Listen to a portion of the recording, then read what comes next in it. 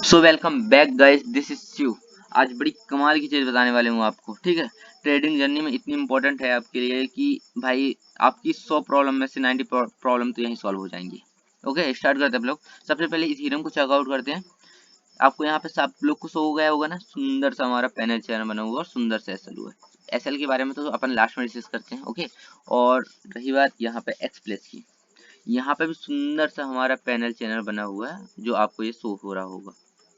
Okay, अब कमाल की चीज यहाँ पे ये है कि देखो, आपने नोटिस किया होगा ये जो पैनल बना हुआ है हमको डाउन डायरेक्शन के लिए एंट्री में एंट्री देगा, राइट। जहाँ पे हम एक सेल पोजीशन करेंगे और यहाँ पे एक अच्छी सेल डाउन साइड के लिए पोजीशन बनाएंगे। ओके, अगर ब्रेकआउट डाउन साइड के लिए देता, दैट्स इट। ओके, अब इथेरियम में चेकआउट करते हैं। ठीक है, ओके,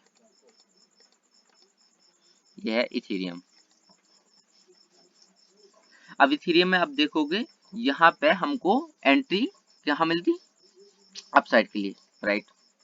और यहाँ से हम पोजीशन बनाते एक लॉन्ग साइड के लिए। Okay, that's it, clear. Point यहाँ पे ये है कि यहाँ पे हमारा जो इंडेक्स है वो अलग अलग डायरेक्शन में सेटअप बनाया हुआ है। सिंपल सा मतलब मैं आपको बताऊं, अगर अगर एक ही टाइम पे एक इंपॉर्टेंट चीज और शो कर दूं, 6:40। ओके, प्रॉपर है। और एक्सप्रेस में भी जब हमारे सेटअप को बिगाड़ा है 6:45। ओके, एंट्री तो पहले बन गई थी, बट उससे पहले, ठीक है। बट क्या बोलते हैं, अलग अलग डायरेक्शन की बात हो रही थी। तो अगर मार्केट एक ही टाइम पे दो इंडेक्स में अलग अलग डायरेक्शन में सेटअप बनाए तो वहां पे आपको उन सेटअपों को इग्नोर करना होगा। सिंपल सा रीजन है, अगर मैं कल को बोल दूं ये मूव ने आकर एक अच्छा सा मस्त सा यहाँ पे हमको ब्रेकआउट दे देता अप डाउन साइड के लिए, और उसका डजन मीन टारगेट भी हो जाता आज। अभी मैं तो बोलता हूँ अभी आपका टारगेट हो गया। ठीक है, हो गया। और इथेरियम में आपका एसएल हुआ क्या, हुआ ही है। ओके, लेट्स सी, स्टार्ट करते हैं। वन सेकेंड, ये इथेरियम आपका एसएल यहाँ पे हुआ ही। अब यहाँ पे ए बंदा है और बी है और एक सी है। ए बंदा ने लिया है एक्सप्रेस को, ठीक है, जो यहाँ पे टारगेट जा चुका है अभी, मान लो, ठीक है। और बी बंदा लिया हुआ है, एसएल हो चुका है गाइस, एस थोड़ा राइटिंग बेकार है अभी ये हो चुका है टारगेट। और सी बंदा लिया हुआ है दोनों, तो ये तो फिर भी पॉजिटिव है, इसको तो हटा देते हैं अभी। ठीक है, अब यहाँ पे मेंटेलिटी खराब होगी तो किस बंदे की, ए की और बी की, ये दोनों गलत है।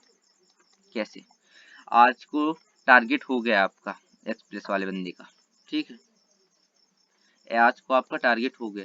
ये गलती आज नहीं तो आप फिर दोबारा करोगे। फिर कल मार्केट अगर दो डायरेक्शन में दो इंडेक्स अलग अलग डायरेक्शन में सेटअप बनाते हैं तो फिर आप एंट्री लोगे और उस बदतमीजी का पार्ट फिर आप बनोगे। सिंपल सा आइडिया, ठीक है। तो सिंपल से यहाँ पे सोल्यूशन ये है, अगर मार्केट दो इंडेक्स अलग अलग डायरेक्शन में मूव सेटअप दे तो वहां पे आप सेटअप को इग्नोर मारिए। ठीक है, रही बात यहाँ पे ये खत्म हुई अब इंडेक्स वाली की अलग अलग डायरेक्शन वाली। ओके, अब इम्पोर्टेंट ये है कि इथेरियम में जो एसएल हुआ है हमने क्यों नहीं लिया। ओके, सबसे पहले इनको हटा देते हैं ड्राइंग्स। ठीक है, अब देखो यहाँ पे सबसे फर्स्ट ऑफ ऑल तो ये शो हो चुका था कि मार्केट बदतमीजी करेगा, इंडेक्स ही तय कर चुका था। ठीक है, अब मैं तो बोलता हूँ कि भाई मैं इथेरियम बस लेता हूँ, ओनली इथेरियम लेता हूँ, मुझे इंडेक्स से तो कोई मतलब ही नहीं, तो मैं इथेरियम बस का चार्ट देख रहा हूँ। ठीक है, तो यहाँ पे तो सिंपल सेटअप बना हुआ है, ए क्लास भी है, प्रॉपर सपोर्ट का भी एडिशनल कंफर्मेशन, हर चीज एकदम कंफर्मेशन है। ठीक है, अब ठीक है, क्यों नहीं लिए ये भी बताते थे। देखो हमारा एकदम एसएल कितने पॉइंट का आ रहा था, इस कैंडल तक का। ठीक है, इस कैंडल छोटी थी ना, मैं इसी का दे देता। ओके, अब इस कैंडल का एसएल आ रहा था तो 1:3 टारगेट के लिए, वन सेकेंड इसको पहले हटा देते हैं अपन गाइस।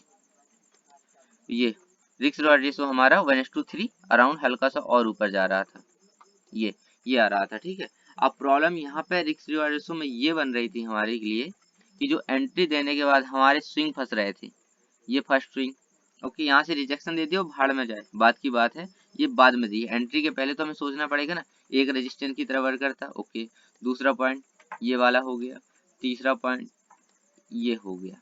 अब एक बात बताओ, आपके सामने 3 गाड़ियां हैं और तीनों को आपको चकमा देके भागना है, तो वहां पे आप यही करोगे ना कि मैं सिलेंडर ही कर दूं, एक गाड़ी हो तो भाई उसको मैं उसको चकमा भी दे सकता हूँ। यहाँ पे तीन तीन प्रॉब्लम हमको सामने दिख रही थी और इसी वजह से मैंने इस सेटअप को इग्नोर किया। और दूसरा रीजन तो आप इंडेक्स का बता ही चुका हूँ, बट ये उसके लिए है जो ओनली इथेरियम में ट्रेड लेता है।